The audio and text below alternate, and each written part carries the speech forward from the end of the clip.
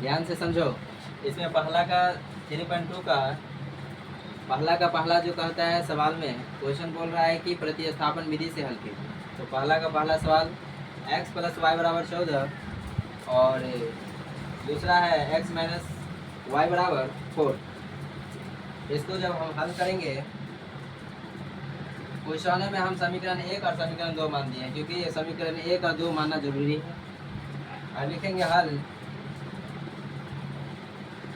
प्रतिस्थापन विधि से। प्रतिस्थापन विधि कह रहा है, प्रतिस्थापन विधि हल करेंगे।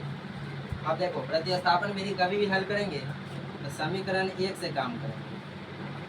समीकरण 1 से ध्यान से देखो, समीकरण 1 से तो समीकरण जितना है उतना उतार लेंगे, यानी x प्लस वाई है बराबर में लिखा है 14, लिख लिए।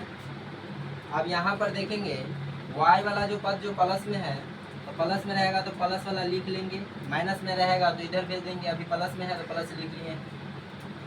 बराबर में जो है 14 लिख लिए, और y के पीछे जो भी चीज़ रहेगा सबको हम बराबर की साइड भेज देंगे, यानी ये प्लस में है तो आ गया ये माइनस। समीकरण जो हो गया, 1 माने हैं, 2 माने हैं, अब क्या मानेंगे 3 मान लिए।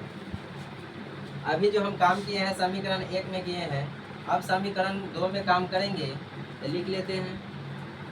अब समीकरण 2 में 1 का जो मान आया है वो रखने पर, यानी y बराबर 14 माइनस एक्स रखने पर। अब देखो समीकरण जो 2 है वो दे करके उतार लेते हैं। x माइनस वाई बराबर में लिखा है 4। अब y के जगह पर हमको रखना है 14 माइनस एक्स, तो x माइनस y के जगह पर रखना है कितना 14। जब 2 पदों से बना रहेगा तो पोस्ट कर लेंगे, तो 14 लिखो, 14 माइनस एक्स और बराबर में लिखा है 4, तो 4। अब देखो यहाँ पर जो है माइनस से गुना हो रहा है, x से नहीं माइनस से, तो x का x हो जाएगा, माइनस प्लस का जब गुना होगा माइनस होगा। उसके बाद 14 है तो 14 लिखो, उसके बाद जो माइनस है, माइनस को माइनस से जब गुना करेंगे तो माइनस माइनस हो जाता है प्लस, तो लिख देंगे प्लस। x को जब 1 से गुना करेंगे यानी x होगा, बराबर में 4 है तो 4। अब देख रहे हैं यहाँ पर x, यहाँ पर भी x जो है मिल रहा है, तो एगो x प्लस में है, दोनों ये भी प्लस में है, यानी दोनों प्लस में है।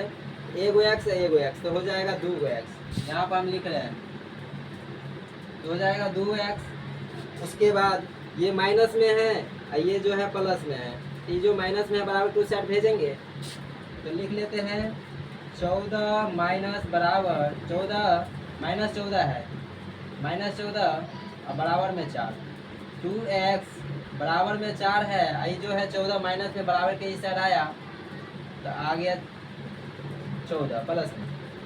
तो देखो 2x बराबर 14 और 4 कितना हो जाएगा 18। x यहाँ पर चर और अचर दोनों है, यहाँ पर गुना का चिन्ह जो है छुपा रहता है, तो x के जो बगल में है उसको गुना में है तो भाग में, यानी x बराबर 18/2 कट करके आया 9, यानी x बराबर 9। अब समीकरण जो 2 में काम किए हैं, अब समीकरण करेंगे कितना में, समीकरण 3 में करेंगे, तो लिख लेते हैं। अब